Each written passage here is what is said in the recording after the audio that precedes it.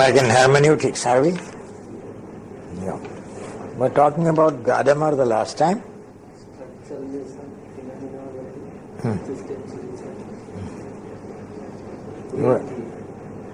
We're talking about 3 or 4 different forms of Western thought, all of which are supposed to be modern philosophy. What is meant by modern philosophy? The important characteristic of modern philosophy is that it doesn't depend on religion or tradition. 2 things which the Enlightenment rejected are religious authority and the authority of any tradition. They had the feeling that the human reason must be totally free to think without being conditioned by religion or by tradition. That is the spirit of Western civilization. Western civilization denies the validity of religion for truth and of tradition for truth. In all these philosophies, existentialism, phenomenology, structuralism, and even deconstruction, linguistic analysis, all these things are trying to find truth without depending on religion or tradition. Truth independent of religion and tradition, discovered completely by the unaided human reason. The last 200 years of Western civilization is an attempt to do this. And the fact of the matter is, the attempt has failed. There is no way of anyone knowing anything without some reliance on tradition.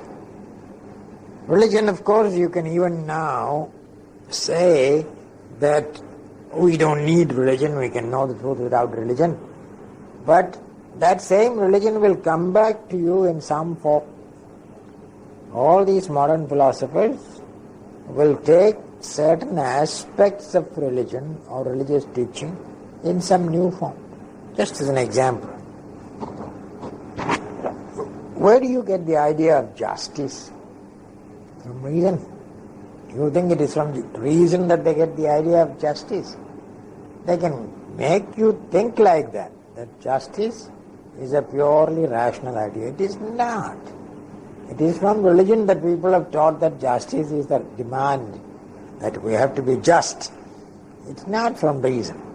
Reason doesn't. Reason says you can use strength and might to get what you want and that you don't have to worry about justice. But the commitment to justice itself is something which comes from religion and religious teaching, but you can secularize it and say it is not religion, it is my reason which has discovered the idea of justice. Do you know the book called The Concept of Justice? No. It's written by a man called R.A.W.L.S. Rawls. It's a very important book. It appeared around 1971. This was an attempt by a Harvard professor, Rawls, R.A.W.L.S., called The Concept of Justice. And what he finally comes to the conclusion after a long discussion is that in the Western liberal tradition, the concept of justice has no rational basis. It has to be taken from somewhere else. Reason itself does not give you the concept of justice. The concept of justice is based on an idea which says some things are right and some things are wrong in human actions, not only in facts, but also in human actions there is right and wrong. Just as about statements you can say true, false, about actions also there is an idea that some things are right and some things are wrong. But most of these teachings about right and wrong have a religious background. They all come from one religion or another. course you can make them secular sounding. You can make justice a secular concept, But this man, Harvard professor Rawls, after analyzing the concept of justice, says that the present Western liberal understanding of justice has no rational basis. Then he suggests that we have to go back to another German concept called Recht, R-E-C-H-T, Recht. Recht in German really means right. But right today means what? It can mean many things, isn't it? In English, right can mean right and wrong, or it is my right, or it is to my right. 3 different meanings, isn't it? If you say right and wrong, that's one meaning. Say it is my right, that's another meaning. Say it's my right, that's another meaning, isn't it? Right and left. It can be right and left, or right as a privilege, or right and wrong. So the word right itself is a very ambiguous word, and it has itself no rational basis. Anyway, what I want now to say is that we go back to this man Gadamer, whose 2 fundamental ideas you have got. One is the idea of a Wirkungsgeschichte. That means effective history of a human mind, which has shaped his mind to be what it is. And then we have also understood the concept of horizon. Horizon is as far as your vision will go, as far as your capacity to understand will go. Not everybody has the same horizon of understanding. Some people, by training, have a greater capacity for understanding. A mathematician or a physicist who has been trained properly can understand many things which I don't understand, because his mind has been trained to understand some things. So your horizon is dependent on your Wirkungsgeschichte. That is, the history which has made you what you are, which includes, this Wirkungsgeschichte includes culture, language, training, and even psychic experiences of particular individuals. Some people claim to know that they know Brahman, but that is also an experience of a particular individual who says that he knows Brahman and that he knows I and Brahman are one. But I may not know that, but how did he know it? Out of his experience. That's what he claims. So, experience is part of your Wirkungsgeschichte. Your effective history includes your experiences. We say, in Malayalam there is a proverb which says, Chudu vellam kanda poocha pacha vellam kandalum pedikum, arakkum. That is, if a cat has burned itself in hot water, it will always be afraid even of cold water. That is a part of your experience. Because your experience includes being scalded in hot water, you may be afraid of even cold water. That is part of your experience, has made your mind in that way. So the point is, each person has a different Wirkungsgeschichte, a different history by which he has become what he has become. And therefore, each person's horizon is different. Now let us ask the question, I want to know an event. We talked about this last time. I want to know an event of Jesus Christ. 2000 years ago it happened. How shall I know it? It is not directly within my horizon, because I did not see the risen Christ. There are other people who have seen him, risen Christ. For example, the apostles. The apostles say, we have seen the risen Christ, we have touched him, we have handled him. But I can't say that. In their horizon, there is the experience of the risen Christ.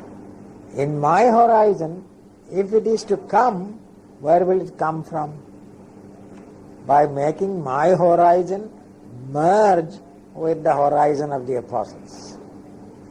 if I can put myself into the horizon of the apostles and merge my horizon with their horizon, then their experience becomes part of my experience.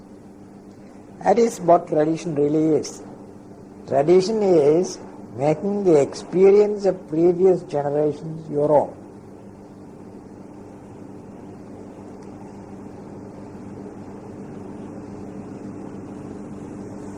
But what is the thing that stands between me and the knowledge of Jesus of Nazareth? Is it just 2000 years of time? No.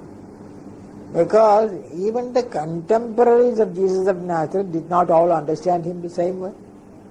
They had different understandings. So I can merge my horizon either with the horizon of the Pharisees, who did not believe in Jesus or accept the resurrection, or I can merge my horizon with the apostles. There is a big difference.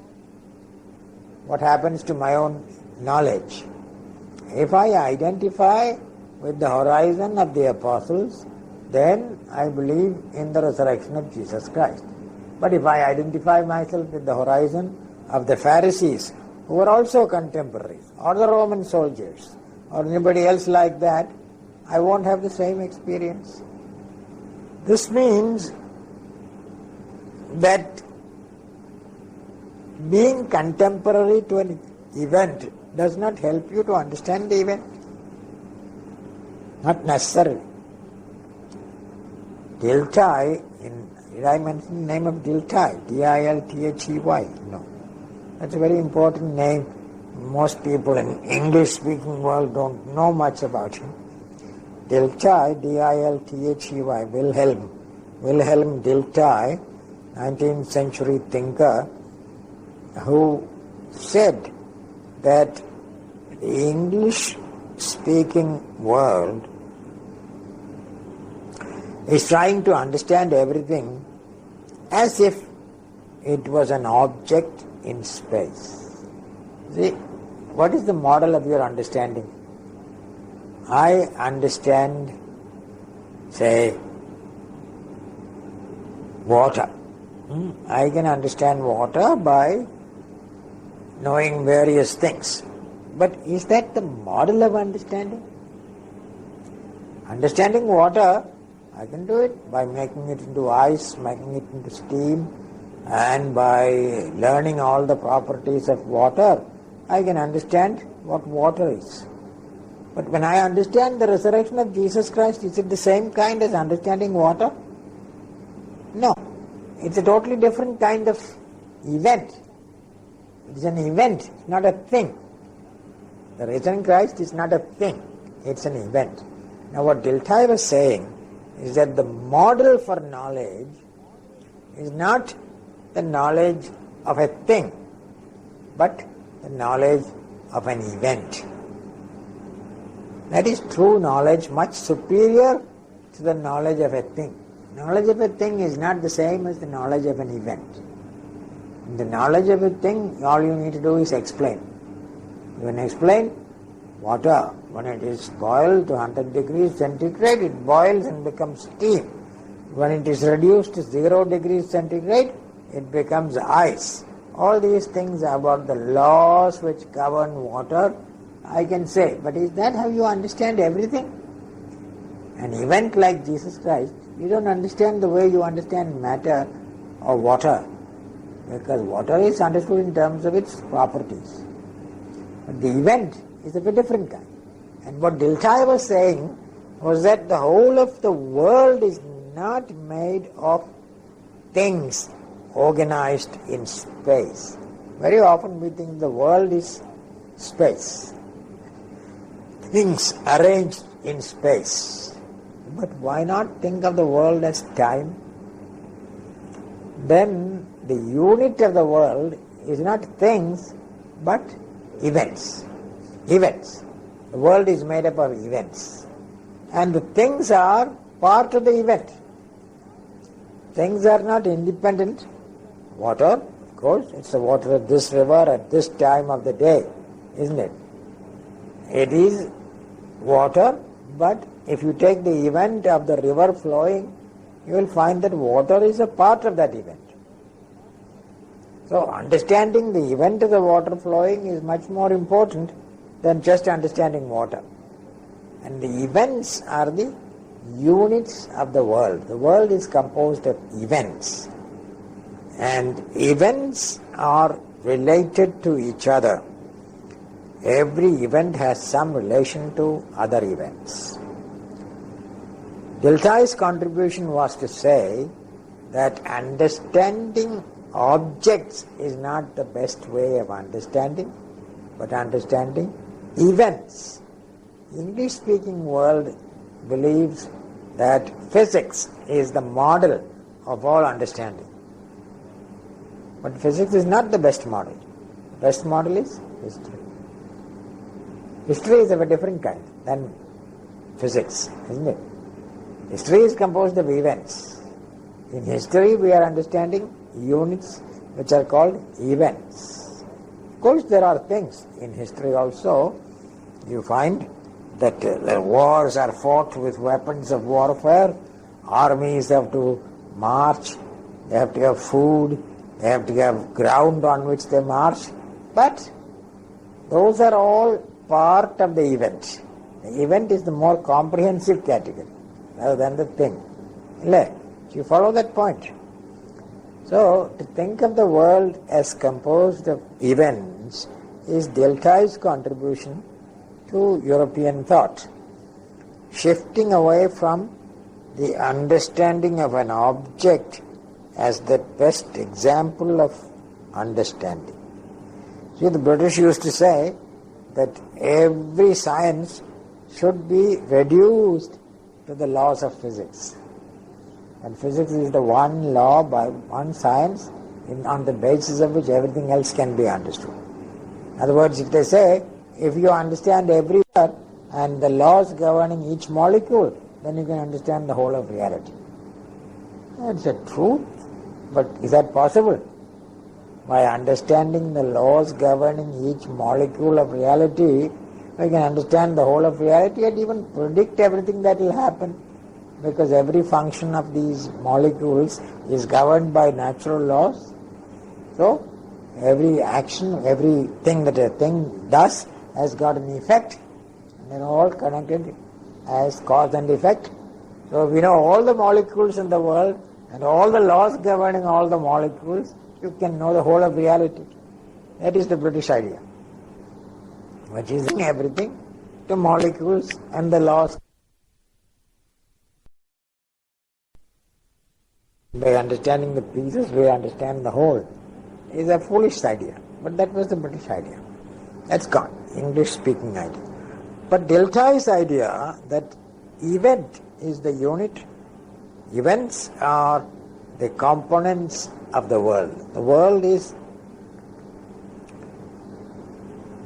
in Latin there are two words.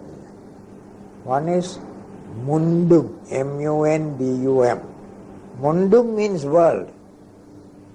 Let me see one thing. The word mundane. It's very mundane. It means very earthly. Mundum is the Latin root of that. The other word is saeculum. S-A-E-C-U-L-U-M. What does saeculum mean? Also world, but world seen as time. Mundum is world seen as space. Saeculum is world seen as time. Actually the world is both, isn't it? It's both space and time, isn't it? And essentially, but whether you take it, if you take it only as space, then you see it as composed of things organized in space. But if you take it as history, then you see it as events in space, but also in time. And then Dilthey made one more assertion, which has not yet been able to be confirmed. That is, in the case of a material object, you can never enter inside it. You can't get inside water and understand it. Water remains always external to your mind. Whereas history, you can enter, he says. Delta says. You can live inside history by an identification with the participants in history. You can understand in a different way. Is that true? Past history. If you know all the facts, and if you get inside the experience of those who were taking part in that history, as I said just now, the history of Jesus of Nazareth, by getting inside the history of the contemporaries of Jesus, Dilthey thought we could understand Jesus. That's why they spent such a lot of time trying to understand the historical Jesus. Because once the Germans got hold of this history business, that's Dilthey, then they said, now we'll use this method to know Jesus. So we'll use the historical method, and so we'll try to have the quest of the historical Jesus. And in Reimarus, have you ever heard that name? Reimarus? No. Reimarus to Rede, Wrede. That's where Albert Schweitzer wrote his book, In Quest of the Historical Jesus. Subtitle is From Reimarus to Rede. Because what he is trying to do is, he is trying to get into the contemporaries of Jesus and trying to understand him. Okay, you try to get inside the Pharisees, you get inside the apostles, you get inside the Roman soldiers, you get inside Pontius Pilate. But then how do you decide which of these is the decisive understanding of Jesus? That's where I think Dilthey was a little bit optimistic about our capacity to enter the participants of an event. But for him, it became a very important principle. He called it Einleben. E-I-N L-E-B-E-N. Ein means in German, in. L-E-B-E-N means to live inside. So if you want to understand the event of Jesus, you must go and understand all the contemporaries of Jesus, live inside them, look at Jesus through their eyes, and then understand them. But it doesn't work. What is the conclusion of Albert Schweitzer's In Quest of the Historical Jesus? Do you know the conclusion? He didn't get that idea of Jesus when he left. No, what Schweitzer found out was, after having done all... Theology is somewhat speculative business. Not speculative, but Schweitzer says, after having used all the historical method, all you can see is, in the far distance, an unclear figure walking by the lake of Galilee. You don't know much about it. It's all the historical Jesus in the first quest.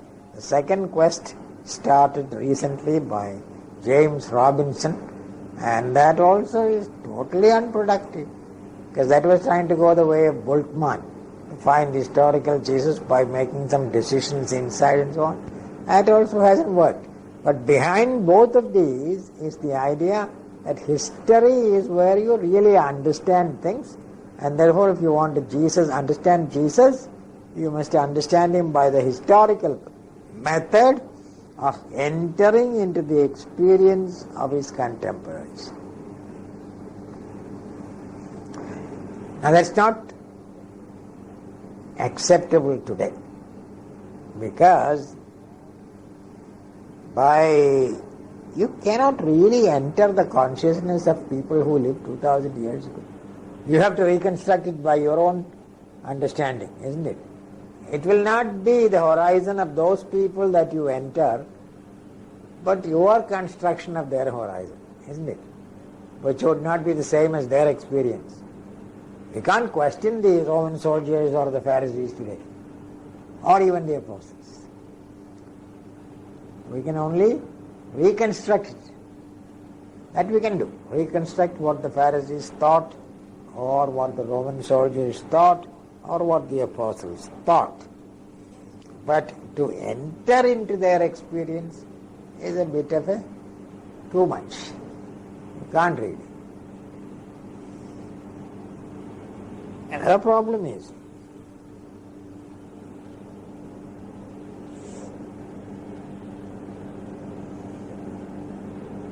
supposing most of you were born after 1947. I was living in 1947. These big riots and people killing each other, the most incredible stories we heard. I had so many stories from Bombay where people lived as roommates in apartments. Muslim and Hindu who were living together. One fine day, the Muslim or the Hindu, it doesn't matter who, comes and says, I have to kill you. Because your people hate me and kill my people, so I must kill you. And people actually killed each other, even in Bombay. It was crazy, 1947. Now, the fact that I was living in 47, does that give me an advantage? If I had lived in 47, I may not have understood what was going on. Only now, after 47 years, I have a little more perspective. All the information that has come after that helps me to understand better. So if I had been a contemporary, I may not have understood it as well. Being a contemporary does not necessarily mean you know it better than somebody who comes later. Somebody who comes later may have additional sources of information which throw light on that event. So the idea of diltai that you have to understand only by becoming a contemporary has been discredited. Now what I want to talk about is horizon and fusion of horizons. You know what horizon means now. In Gadamer's thinking, horizon means that which you can perceive and understand. The limits of what you can perceive and understand, that is your horizon. Now, what I am trying to do as a Christian, for example, is to construct the horizon of, say, Paul or Peter or John, who actually saw Jesus. But it's not that I enter into their experience. I reconstruct their experience as much as I can in the light of the information I have in the Bible and so on. I can reconstruct the mind of Peter or Paul or James or anybody of those things, but any reconstruction of that horizon is partial. If I get some more information about them from some other source, then my understanding of my reconstruction of the horizon will change. My construction of the horizon of Peter or of Thomas, for example, will change as I get more information about Thomas, isn't it? From other sources. Thomas, there are some things about Thomas in the Bible. On the basis of that, I reconstruct the horizon of Thomas. But then when I know more about Thomas, my horizon also changes. And my understanding of the horizon of Thomas also changes. Now this new idea of Gadamer's is that we understand everything by a fusion of horizons. That is, we have a horizon, and then we reconstruct the horizon of somebody else and try to link our horizon to their horizon. This is difficult for you to follow, isn't it? You understand? Follow this. Fusion of horizons means I am not actually fusing my horizon with the horizon of Thomas, but only with what I can construct of the horizon of Thomas. It's not the horizon of Thomas. What Thomas actually saw, I will probably never know. What I can do is, from the evidence that I have, I am trying to reconstruct the horizon of Thomas, which if I have more evidence, the horizon will change, isn't it? So this horizon business is already a constantly changing thing, and horizons, you cannot enter inside the experience of Thomas. All I can do is reconstruct the experience of Thomas according to the information that I have. This is hermeneutics. Hermeneutics is fusing your horizon with, you have to reconstruct horizons. That is, if you, for example, get a document, say from the 10th century, called the Donation of Constantine. That's the name of the document. You've got a document called the Donation of Constantine, which says that Constantine gave the whole earth to his successors, namely the Frankish Emperor Charlemagne and so on. He got it directly from Constantine. That's what the document says. Now, you can, by examining the document, find out that it's a forgery, that somebody has falsely constructed this document. But for that, you must have a lot of knowledge of when Constantine lived, when Charlemagne lived, and whether Constantine could have written such a document, or whether such a document is known to anybody before the 10th century. Then you find it is not known. So then you reconstruct the horizon of the man who wrote the Donation of Constantine, and then you have understood. But later on you may get more information that will change your understanding of the Donation of Constantine. So hermeneutics is a constantly fluctuating thing. Today you say this is the meaning of this, but tomorrow when you have more information, the meaning changes. That's why in biblical hermeneutics also we have the same situation. Today, in the light of the information that we have, we can say something. You see, for example, before the Qumran documents were discovered, your understanding of John the Baptist was quite limited. But once the Qumran documents have been discovered, you are able to put him in a different setup and understand him more. Like that, the horizon, my own horizon as well as the horizon of those who were participants in an event, are constantly being reconstructed.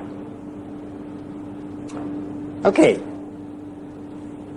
So, there is no interpretation of the Bible which you can say, this is the meaning of it. No further meaning can be in that passage. Perhaps if you get more information, its meaning may change. So no biblical interpretation can claim to be absolutely final. You can only say, in the light of the information that we have, this is what it means. And that is why hermeneutics is a science whose deliverances have to be constantly re-examined in the light of new information, in the light of reflection.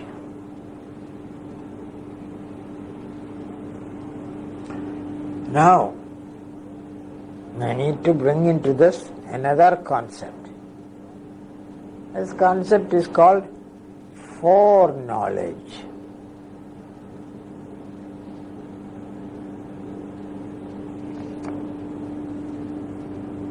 You see a cow and you say, this is a cow. Could you have said that if you had not known a cow before that? You had never seen a cow, never heard of a cow. Suddenly a cow comes, and can you say it's a cow? No. The judgment it is a cow is based on all your previous experience. Because in previous experience you have met similar animals, and somebody has told you that in the English language it's called a cow. So, you have a certain foreknowledge by which alone you can know one particular instance. You see a mango tree. Now, how do you say it is a mango tree? Because you've already had experience of mango trees before, isn't it? If we had never seen a mango tree before, how would you say this is a mango tree? So your foreknowledge is what tells you that this is a mango tree. In other words, what Gadamer would say is that the process by which you say this is a mango tree and not a palm tree is because you know what a mango tree is, you know what the leaves should look like, you know what the fruit should look like, you know what its height or things should be, and you know what a palm tree should be. Therefore you can say this is a palm tree. Otherwise you can never know it's a palm tree. So your judgment that this is a palm tree is already based on your foreknowledge of what a palm tree is. If you didn't have the foreknowledge, you will not know that this is a palm tree. And Gadamer says all knowledge is like that. All knowledge is because you have in your mind certain ideas. Idea of a palm tree is there, idea of a mango tree is there, it's all in your mind. And when you see a tree, you intuitively project this idea which is in your mind and say, this is a mango tree and not a palm tree, because a palm tree would have to have different kind of leaves. This is a mango tree. That means you have a notion in your mind of a mango tree and you project that notion to the object and thereby recognize the object for what it is. This projection, which is called a thetic process. Thetic. You know what thetic? T-H-E-T-I-C. Thetic is the adjective of thesis. What does thesis mean? Thesis means laid out. Thetic means you are projecting, you are, what do you call it? You are taking a notion from your mind and putting it on to an object. That's a thetic process. It's only by thetic process of an already existing idea that you know. In other words, all knowledge is foreknowledge. And without foreknowledge, there is no new knowledge. All new knowledge is dependent on foreknowledge. Now you know Plato's explanation. Somebody will ask you the question, but where did you first get the idea of a mango tree? You know what Plato's answer is? From previous births. The soul remembers from previous births what a mango tree is, therefore it is saying it. You have difficulty with that, eh? That's why all knowledge is anamnesis, remembering what you have experienced in a previous birth. I don't think that is true to our experience, is it? I don't believe it. Anamnesis, A-N-A-M-N-E-S-I-S. Anamnesko means to remember again. Anamnesis. It's a theological term also, liturgical term. When you remember the death and resurrection of our Lord, the word used is anamnesis.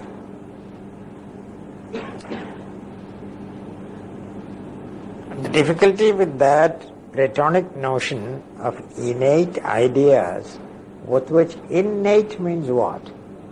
Innate means born with. Born with. Innate means when you are born, these things are already in your consciousness, and as you grow up, you only remember them and recall them. That's Plato's understanding of education and knowledge. Education is simply reminding you of the things which you already know from a previous birth. Educare means what? To lead out. Ducare means to lead. Educare means to lead out. So the thing is already in your mind, all you need to do is to bring it out. That is Plato's understanding of education and of knowledge. But we don't want to go into that. But what we want to go into is that at a certain period in your Wirkungsgeschichte, you acquired this knowledge of what a cow is. Especially if you see how children learn. First time the child sees a cow, it doesn't know the name. Then somebody tells it, this is the cow. And then the child says cow. And then gradually the child associates the sound cow with the animal cow. Because the sound cow is only in English language. In some other language it will be some other sound. Sound doesn't actually belong to the cow, does it? It's something which we have arbitrarily created in our language as a social tradition. We have agreed that the sound cow or the three letters C-O-W should denote that animal. That animal can be called a pashu or a go. Any of these sounds can be in other languages. So the language, the sound and the animal have nothing intrinsically belonging to it. It's only something which human conventions impose on the object, isn't it? A cow is an English word, a go is a Sanskrit word, and pashu is Malayalam. In Tamil, what do you call it? Also pashu. Pashu can mean also animal. Any animal is pashu, isn't it? But you see, these are different languages, have got different conventions, different sounds are attached to different objects, but the object is not born with that name. There is no given association between the sound or word cow and the cow. It is given as a result of somebody telling us that in society we have all agreed to call it a cow. That's why we say that to the child, this is a cow. That means society has agreed that this animal should be called a cow. And the child says, okay, cow. And he learns cow, isn't it? The social practice has been transmitted to the child. I don't think it has to come from a previous birth and all that. I don't believe so. Anyway, that process by which foreknowledge of a cow is acquired is a historical process. It doesn't have to be praised on. It is a language as a social convention. Language is an agreement within a society. One man doesn't have a language. Language always belongs to a group of people, isn't it? I can't say Malayalam is my language, Tamil is my language, or English is my language. It's the language of a people. The people have agreed that the following words mean the following things. So, language itself is a human convention. But it is acquired. It is learned in the process of somebody else telling you that this is that. If nobody told you it is a cow, you'll never learn it's a cow. Unless you saw a picture of a cow underneath written cow, you wouldn't know what it is. So it has to be either told you by mouth or by picture or by some other way. The information was given to you in the first place that the word cow belongs to a class of beings and that this is a cow. So, language itself is an essential part of interpretation.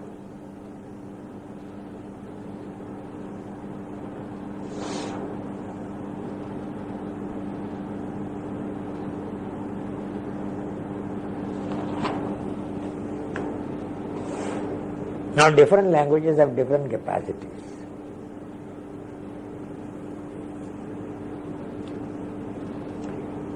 Now, in the English language, for example, horses have different names.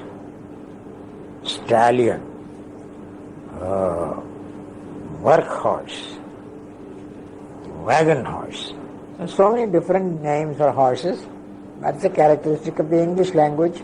If I want to translate it into Malayalam, I may not have the words for all these. Because Malayalam has less words for horse, because horse is not a Malayali animal. It only came much later into Kerala. And we don't have so many words for every different kind of horse. Whereas the English have been living with horses for a longer time, therefore they have many, many distinctions between different kinds of horses. So each language has a different capacity for explaining things. So there may be more different possibilities of distinguishing. For example, Germans distinguish in history and Geschichte. I can't translate that into English. What is historisch and what is geschichtlich? Very difficult. You know what the difference is between history and Geschichte? Typical German distinction, historisch and geschichtlich. Geschichte is what actually happened. Historisch is what you understand of what happened.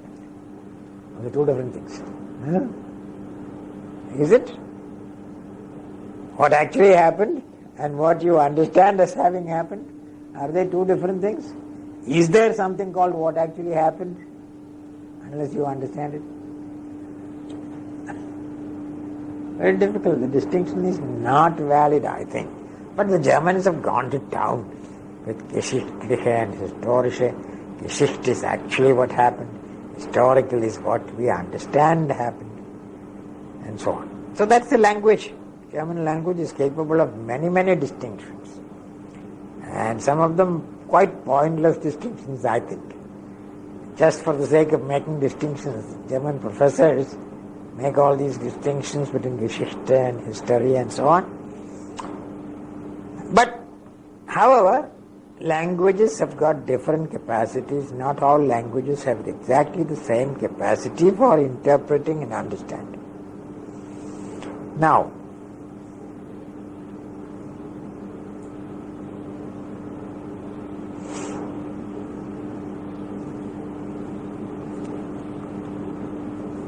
fusion of horizons is that within the limits of your horizon, you can reconstruct the horizon of another person who lived in the past. Now, you who are theology students have a wider horizon than, say, a Hindu. If you talk to him about Pharisees, his horizon wouldn't immediately recognize what it means. Because Pharisee is not a word which a Hindu knows. Whereas Christians know the word because they have been exposed to a lot of information about Pharisees. So, if you just hear a word, if you are a Christian or a Jew, you may be in a better position to explain the meaning of the word than if you are a Hindu. That means, in reconstructing the horizon of a Pharisee, if you ask the Hindu to reconstruct the horizon of a Pharisee, he would have great difficulty, isn't it? He doesn't know who Pharisees were, what kind of things they believed, what they taught, what their influence was, what their social status was. None of these things the ordinary Hindu knows, so he cannot really reconstruct the horizon of a Pharisee. Whereas I can reconstruct, it may not be true, but I have a lot of information about what Pharisees are, and so I would say this is how the Pharisees saw Jesus. I can reconstruct and then say I disagree with his perspective of Jesus. And I can say that also. I can either fuse my horizon with him or say his horizon is wrong. Well, it's my judgment, my decision. What is the basis on which I say that how the Pharisee understood Jesus is not the right understanding, but what the apostles attest about Jesus is the right one? On what basis do I say it? Do I have an objective authority to prove that what the Pharisees said about Jesus is not true and what the apostles said about Jesus is true? How do I decide that? Faith. It's not something rational, isn't it?